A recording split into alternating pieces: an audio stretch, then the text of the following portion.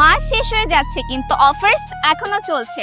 আজ আমি চলে এসেছি মার্কেন সেভ আল খুদে তাদের সাথে তাদের 500 ডে সেলিব্রেশনে। 419 রিয়াল 900 পয়সা আইফোন 16 প্রো ম্যাক্স 256 জিবি। 31 মে শনিবার Samsung Galaxy S25 ultra 256 GB আপনারা পাবেন শুধুমাত্র 329 রিয়ালে। ফ্লেক্সি 43 ইঞ্চি স্মার্ট এলইডি টিভি শুধুমাত্র 39 রিয়াল 900 পয়সায়। 18 রিয়াল 490 পয়সায় 35 কেজি আলুয়ালি বাসমতি রাইস।